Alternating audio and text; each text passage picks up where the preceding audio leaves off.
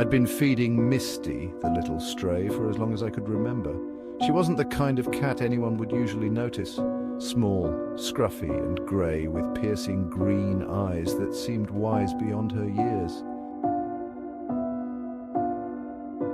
Her silent purr and gentle rub against my leg each evening became the comfort I sought after a long day. Every night she'd wait for me near the entrance, a quiet guardian of the building, always happy with just a bit of food and affection.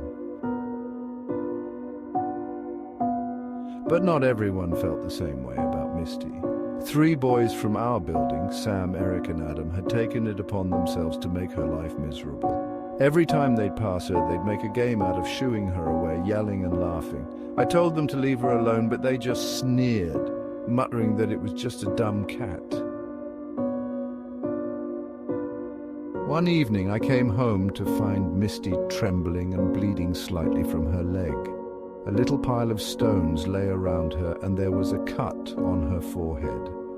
Her normally clear eyes were glazed over, and I could feel the terror in her tiny body as I held her. She was hurt badly. One of those stones had hit her harder than any cat could handle.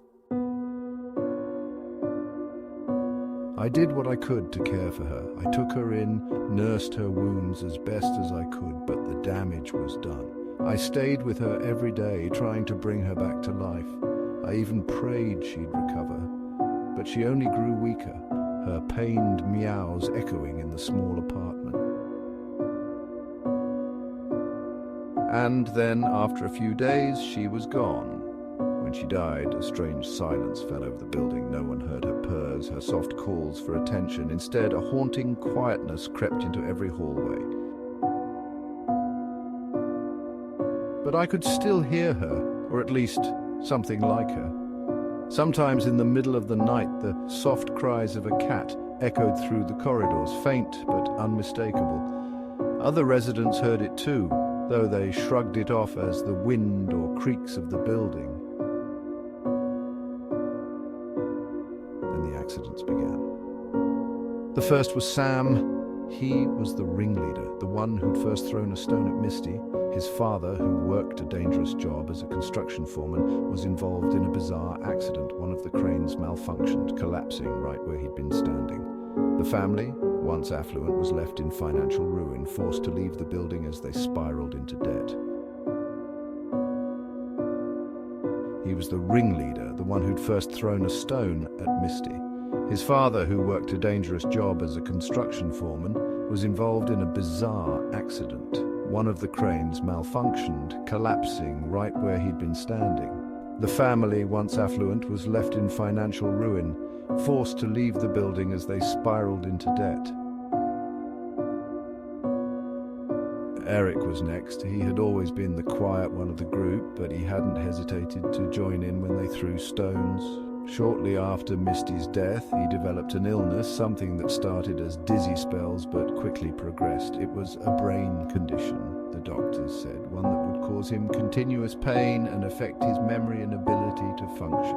The doctors were baffled at how sudden and severe it was.